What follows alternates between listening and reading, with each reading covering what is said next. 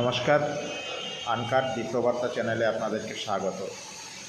দেখলেন বা সাইড স্ক্রিনে দেখছেন, মুর্শিদাবাদের বেলডাঙাতে হাজারে হাজারে মুসলিম মাথায় করে কিংবা গাড়িতে করে, কেউ হাতে করে, যে যেমন পাচ্ছে ইট, সিমেন্ট, বালি, পাথর নিয়ে যেতে তারা বাবরি মসজিদ নির্মাণের জন্য এগুলো স্বেচ্ছায় নিয়ে যাচ্ছে। আজ হুমায়ুন কবিরের উদ্যোগে, অর্থাৎ তৃণমূলের সাসপেন্ডেড বিধায়ক হুমায়ুন কবিরের উদ্যোগে মুর্শিদাবাদের বেলডাঙাতে বাবরি মসজিদের শিলান্যাস হয়েছে। সেই শিলান্যাসের আগের দৃশ্য আপনারা জানেন, বাবরি নামটা এসছে বাবর থেকে।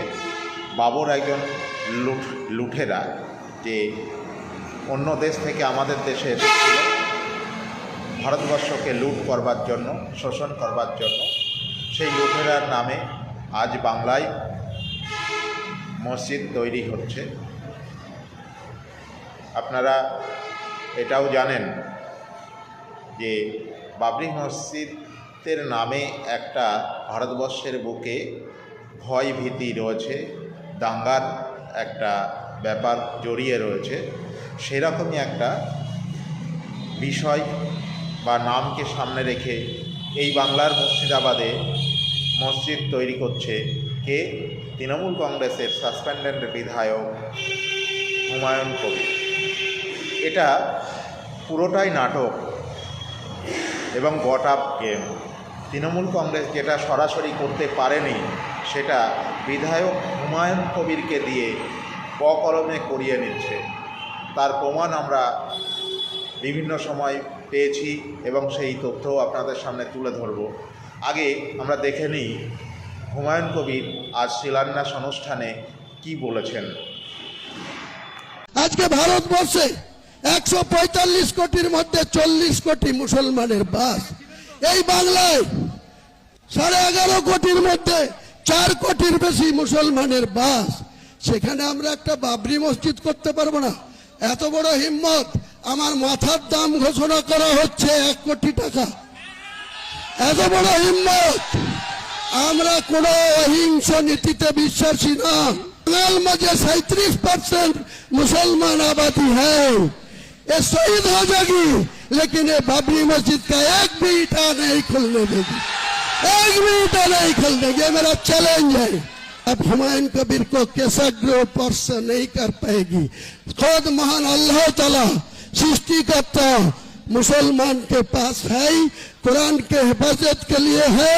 ये मेरा जो 1992 साल 6 दिसंबर जो मस्जिद को रिमूव कर दिया, तोड़ दिया, डिमोलिशन कर दिया, वो बाबरी मस्जिद बेलडांगा में बनेगी बनेगी बनेगी। দেখলেন, তিনি বলছেন ভারতবর্ষে 145 কোটি মানুষের বসবাস, তার মধ্যে 40 কোটি হচ্ছে মুসলমান। এই মুসলমানরা শুধু নয়, এই পশ্চিমবঙ্গেও 11 কোটি মানুষ, তার মধ্যে 4 কোটি হচ্ছে মুসলমান। এখানে কেন বাবরি মসজিদ তৈরি করতে পারবে না? তার মাথার মূল্য রাখা হয়েছে 1 কোটি টাকা নাকি। তাহলে তার উদ্দেশ্য কি? তিনি এটা অনেকাংশে তার কথাবার্তা থেকে পরিষ্কার। আগামী দিনে যেমন বাংলাদেশ থেকে হিন্দুদেরকে উৎখাত হতে হয়েছিল, তারা পালিয়ে এসেছিল, এই বাংলা থেকেও আগামী দিনে হিন্দু সনাতনীদেরকে পালাতে হবে এবং তারা এখানে আলাদা দেশ তৈরি করতে চাইছে, সেটা তাদের কথা থেকেই পরিষ্কার। আমরা হুমায়ুন কবিরের আরও কিছু কথাবার্তা শুনে নেব। চলুন। शिलान्यास होने जा रहे हैं, क्या बोलेंगे, तैयारियां कैसी हैं? सब कुछ ठीक है, रुकिए 12 बजने दीजिए। 12 बजेगी तो यहाँ कुरान तिलावत शुरू होगी, कुरान तिलावत खत्म होगी, कुरान खत्म जो कंप्लीट होगी उसी टाइम ये शिलान्यास नींव रखा गया। दादा, प्रशासन के साथ कैसा कॉपरेशन मिल रहा है? सब कुछ कॉपरेशन मिल रहा है। अभी मुर्शिदाबाद का पुलिस, स्टेट पुलिस सारे मेरे को सपोर्ट दे रहा है, मेरे को सहयोगिता कर रहा है। ये मेरे अनेक अनेक धन्यवाद जना रहा है। प्रोसेस सवाल ये हो रहा है कि कितनी भीड़ इकट्ठा होगी, बहुत अरे भाई अब यहाँ तो है ही मौजूद, यहाँ मौजूद है। आप जहाँ में ही है, ये पूछने का क्या, ये सवाल पूछने का क्या जरूरत है? आप देख लीजिए ना कितना आएगी। चलिए। শুনলেন, হুমায়ুন কবির বলছেন তার এই বাবরি মসজিদ শিলান্যাস অনুষ্ঠানে সর্বতোভাবে সাহায্য করছে পশ্চিমবঙ্গ পুলিশ প্রশাসন। আপনারা জানেন এই রাজ্যের স্বরাষ্ট্রমন্ত্রী অর্থাৎ পুলিশ মন্ত্রী কে? আমাদের মাননীয় মুখ্যমন্ত্রী নিজেই পুলিশ মন্ত্রী।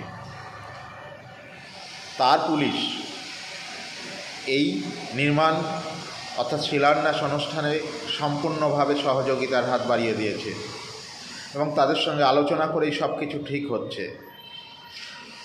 আমরা এর আগে ওয়াকফ বিল নিয়ে মুর্শিদাবাদের যে একতরফা অত্যাচার হয়েছিল, হিন্দুদের বাড়িঘর লুটপাট হয়েছিল, খুন হয়েছিল, লুঠতরাজ হয়েছিল, সেই সময় যখন কেন্দ্রীয় বাহিনী মোতায়েন হয়েছিল, আমাদের মুখ্যমন্ত্রী এবং পুলিশ মন্ত্রী মমতা ব্যানার্জি প্রশ্ন তুলেছিলেন ওখানে এখনও কেন্দ্রীয় বাহিনী কী করছে।